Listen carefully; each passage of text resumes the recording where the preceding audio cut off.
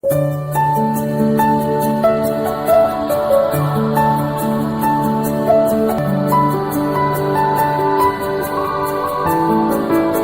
বন্ধুরা, আমরা তো আইলাম, কিন্তু আমরা শেষ পর্যন্ত পারমিশন পেয়ে গেলাম। গাছটা কি এটা ভবিষ্যৎ কি?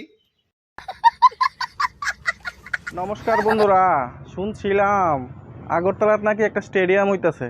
চলেন আমরা দেখাই স্টেডিয়ামটা কোন জায়গা হইতাছে, যে নাকি IPL খেলা হইব। চলেন আমার সাথে আয়েন।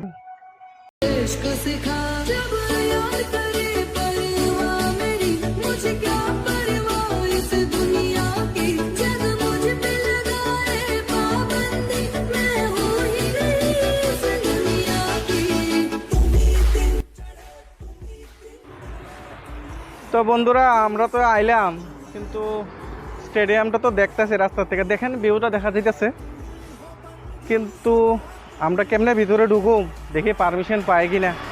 আমরা ত্রিপুরাতে একমাত্র একটাই স্টেডিয়াম হইছে, এবং এই স্টেডিয়ামটাকে দেখা যায় নাকি, একটু পারমিশন নেওয়ার চেষ্টা করি। তো বন্ধুরা, আমরা শেষ পর্যন্ত পারমিশন পেয়ে গেলাম।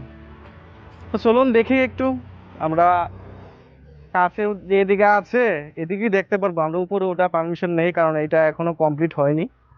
তো আমরা কাছ থেকে গ্রাউন্ডটা দেখব এবং আপনাদেরকে সবাইকে দেখাবো। আসুন আমার সাথে, কতটুকু হয়েছে কিনা। আমরা ত্রিপুরার একটা গর্ব, সেটা আমরা সেটাকে দেখব। আগামী দিনে আমরা সেখানে IPL ম্যাচ দেখব।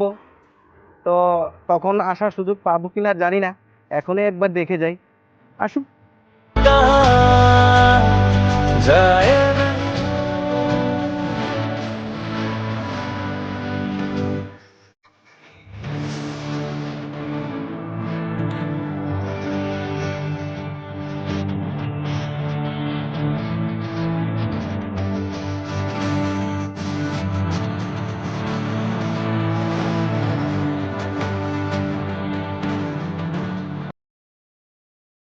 তো বন্ধুরা, স্টেডিয়ামটা দেখে তো খুবই ভালো লাগতেছে আমার। একটু প্যাভিলিয়নটা দেখেন।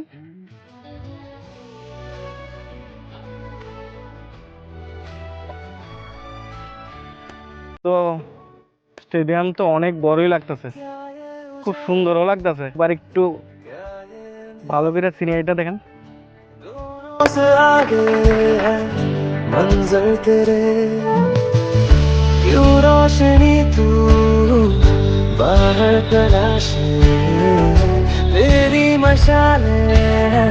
বন্ধুরা, আপনারা সবাই দেখলেন, আমরা তো বাইরে গিয়ে আর দেখতে পারলাম না।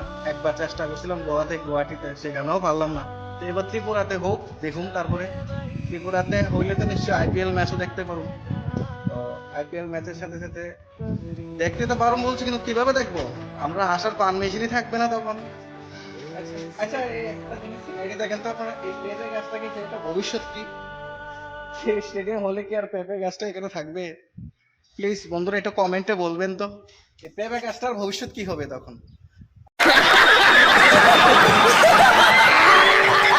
আমাদের এই গ্রাউন্ডের মধ্যে নিশ্চয়ই আগামী দিনে বড় বড় প্লেয়াররা আসবে। বিরাট কোহলি, রোহিত শর্মা, ওরা এসে খেলা খেলবে। যদি কপালে জুটে তাহলে দেখতে পারবো ওদের, নইলে তো নেই। তো বন্ধুরা, আমার ভিডিওটা কেমন লাগলো আপনাদের কাছে নিশ্চয়ই কমেন্টের মাধ্যমে জানাবেন। লাইক শেয়ার অবশ্যই করবেন, আর সাবস্ক্রাইব তো না করে যাবেনই না। ভালো ভালো ভিডিও আসবে আপনাদের কাছে, আপনারা দেখবেন আর আমাকে সাপোর্ট করবেন। ধন্যবাদ।